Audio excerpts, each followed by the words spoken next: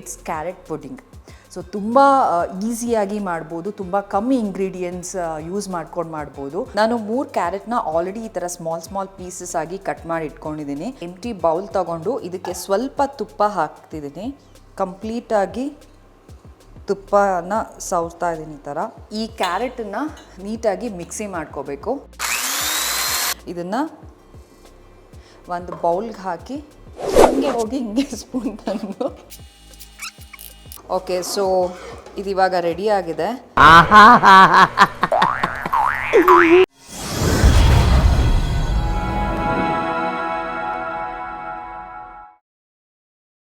Hi, welcome back to ನನ್ನ YouTube channel, ನಿಮ್ಮ Swati.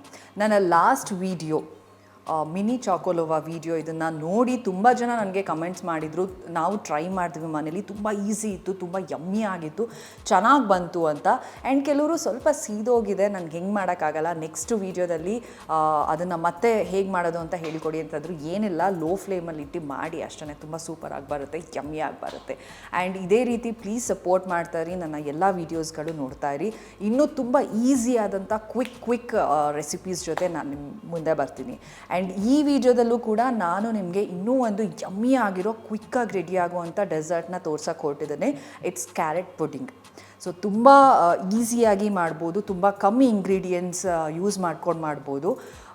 So ಇದನ್ನು ನಾನು ಹೇಗೆ ಮಾಡೋದು ಅಂತ ನಿಮಗೆ ತೋರಿಸ್ತೀನಿ, ಆಮೇಲೆ ಮನೇಲಿ ನೀವು ಟ್ರೈ ಮಾಡಿ.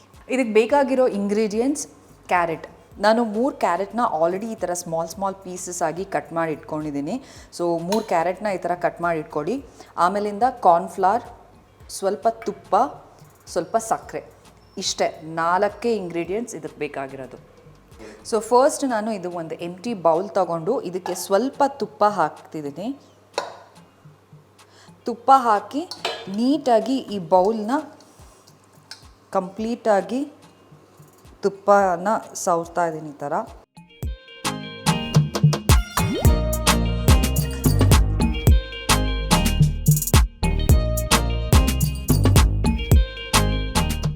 ಓಕೆ, ಈ ಥರ ಕಂಪ್ಲೀಟಾಗಿ ಬೌಲ್ಗೆ ತುಪ್ಪ ಸವರಿ ಇಟ್ಟಿದ್ದೀನಿ. ಇವಾಗ ಈ ಕ್ಯಾರೆಟನ್ನು ನೀಟಾಗಿ ಮಿಕ್ಸಿ ಮಾಡ್ಕೋಬೇಕು. ಈ ಕ್ಯಾರೆಟ್ನ ಇವಾಗ ನಾನು ಮಿಕ್ಸಿ ಮಾಡಿಕೊಂಡು ಜ್ಯೂಸ್ ಮಾಡ್ಕೊಂಡಿದ್ದೀನಿ. ಇದನ್ನು ಒಂದು ಬೌಲ್ಗೆ ಹಾಕಿ ಹಿಂಗೆ ಸ್ಪೂನ್ ತಂದು ಈ ಕ್ಯಾರೆಟ್ ಇದನ್ನೆಲ್ಲ ನೀಟಾಗಿ ಜ್ಯೂಸನ್ನ ಎಕ್ಸ್ಟ್ರಾಕ್ಟ್ ಮಾಡ್ತೀನಿ. ಇದರಿಂದ ಕ್ಯಾರೆಟ್ ಜ್ಯೂಸ್ ಇವಾಗ ರೆಡಿ ಆಗಿದೆ ನೋಡಿ. ಕಂಪ್ಲೀಟ್ ಕ್ಯಾರೆಟ್ನ ಮಿಕ್ಸಿ ಮಾಡಿ ಬರೀ ಜ್ಯೂಸ್ ಮಾತ್ರ ತೊಗೊಂಡಿದ್ದೀನಿ. ಸೊ ಜ್ಯೂಸ್ ರೆಡಿ ಆಗಿದೆ. ಇವಾಗ ಒಂದು ಬಾಣಲೆ ಇಟ್ಕೊಂಡು ಆ ಬಾಣಲೆಗೆ ಈ ಕ್ಯಾರೆಟ್ ಜ್ಯೂಸನ್ನ ಹಾಕೋಣ.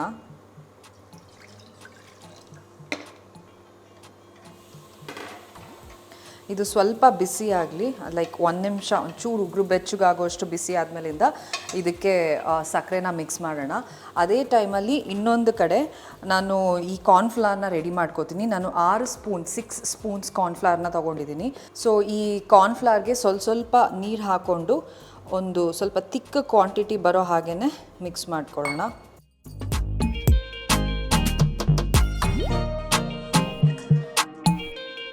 ಸೊ ಇವಾಗ ಇದು 1 ನಿಮಿಷ ಬಿಸಿಯಾಗಿದೆ. ಇದಕ್ಕೆ ನಾನು ಇವಾಗ ಶುಗರ್ನ ಮಿಕ್ಸ್ ಮಾಡ್ತಾ ಇದ್ದೀನಿ. ನಿಮಗೆ ಸಕ್ಕರೆ ಸಿಹಿ ಕ್ವಾಂಟಿಟಿ ಎಷ್ಟು ಬೇಕೋ ಅದ್ರ ತಕ್ಕಂಗೆ ಸಕ್ಕರೆನ ಹಾಕ್ಕೊಳ್ಳಿ. ನನಗೆ ಸ್ವಲ್ಪ ಮೀಡಿಯಮ್ ಇದ್ದರೆ ಸಾಕು. ಸೊ ಹಾಗಾಗಿ ನಾನು 4ರಿಂದ 5 ಸ್ಪೂನ್ ಸಕ್ಕರೆ ಹಾಕ್ತಾ ಇದ್ದೀನಿ. ಈಗ ಸಕ್ಕರೆ ಹಾಕಿದ್ಮೇಲೆ ಸಕ್ಕರೆ ಕರಗೋ ತನಕ ಒಂದು 2 ನಿಮಿಷ ಇದು ಕುದೀಲಿ. ಸೊ ಇವಾಗ ನಾನು ಕಾರ್ನ್ಫ್ಲವರ್ನ ರೆಡಿ ಮಾಡ್ಕೊಂಡಿದ್ದೀನಿ. ಈ ಕಾರ್ನ್ಫ್ಲವರ್ನ ಕೂಡ ಇದಕ್ಕೆ ಹಾಕ್ತಾ ಹಾಗೆ ಮಿಕ್ಸ್ ಮಾಡ್ತಾ ಇದ್ದೀನಿ.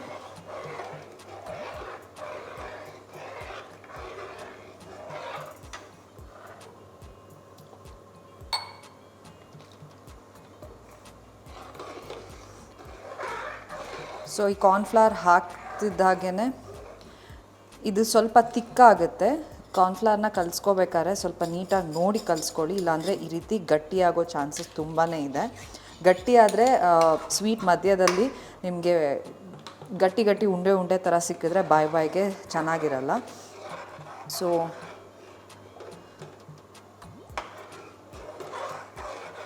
ಸೊ ಇದನ್ನು ತಿಕ್ಕಾಗೋ ತನಕ ಕಾರ್ನ್ಫ್ಲವರ್ ಹಾಕ್ತಿದ್ದಂಗೆ ನೋಡಿ ಆಲ್ರೆಡಿ ಸ್ವಲ್ಪ ತಿಕ್ಕ ಆಗ್ತಾ ಇದೆ. ಸೊ ಕಮ್ಮಿ ಫ್ಲೇಮಲ್ಲಿ ಇಟ್ಕೊಂಡು ಇದನ್ನು ನೀಟಾಗಿ ಸ್ಟೇರ್ ಮಾಡ್ತಾನೆ ಇರಿ. ಈಗ ನೋಡ್ಬೋದು ನೀವು ಆಲ್ಮೋಸ್ಟ್ ತಿಕ್ಕಾಗಿದೆ, ಇನ್ನೊಂದು ಸ್ವಲ್ಪ ತಿಕ್ಕಾಗಬೇಕು ಇವಾಗ. ಸೊ ಇವಾಗ ಇದಕ್ಕೆ ನಾನು 1 ಟೇಬಲ್ ಸ್ಪೂನ್ ತುಪ್ಪನ ಬೆರೆಸ್ತಾ ಇದ್ದೀನಿ. ಕಮ್ಮಿ ಉರಿಲೇ ಇಟ್ಕೊಳ್ಳಿ, ಯಾಕೆಂದರೆ ಇದು ತಳ ಹಿಡಿದು ಸೀದೋಗೋ ಚಾನ್ಸಸ್ ತುಂಬಾ ಇದೆ. ನಾನು ಸ್ವಲ್ಪ ಏಲಕ್ಕಿ ಪೌಡರ್ನ ಮಿಕ್ಸ್ ಮಾಡ್ತಾ ಇದ್ದೀನಿ. ನಾನೇ ಮನೇಲಿ ಕುಟ್ಟಿ ತಯಾರು ಮಾಡಿದ್ದಂಥ ಏಲಕ್ಕಿ ಪೌಡರ್. ಸೊ ಟೇಸ್ಟ್ ಇನ್ನೂ ತುಂಬ ಚೆನ್ನಾಗಿರುತ್ತೆ. ಸೊ ಇದನ್ನು ನೀಟಾಗಿ ಮಿಕ್ಸ್ ಮಾಡ್ಕೊಳ್ಳಿ. ಏಲಕ್ಕಿ ಪೌಡ್ರ್ ಹಾಕಿದ್ಮೇಲೆ ಇನ್ನೊಂದು 2 ನಿಮಿಷ ಇನ್ನೊಂದು ಚೂರು ಉರಿನ ಜಾಸ್ತಿ ಮಾಡಿ ಇನ್ನೊಂದು ಚೂರು ಇದು ಮಾಡಿ. ಇಟ್ಸ್ ಲೈಕ್ ನೀವು ನೋಡ್ಬೋದು ಒಂದು ಸ್ವಲ್ಪ ತಿಕ್ಕಾಗಿ ಬರಬೇಕು, ಇನ್ನೊಂದು ಚೂರು ಆಗಬೇಕು.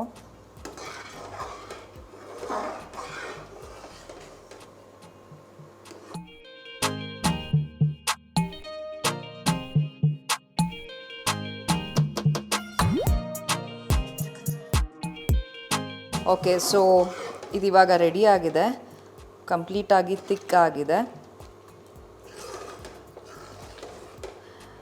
ಸೊ ಇವಾಗ ನಾನು ಇದನ್ನು ಆಫ್ ಮಾಡಿ, ಆಲ್ರೆಡಿ ನಾವು ತುಪ್ಪ ಹಚ್ಚಿಟ್ಕೊಂಡಿದ್ವಲ್ಲ ಬೌಲ್, ಈ ಬೌಲ್ಗೆ ಇದನ್ನು ಹಾಕ್ತಾ ಇದ್ದೀನಿ.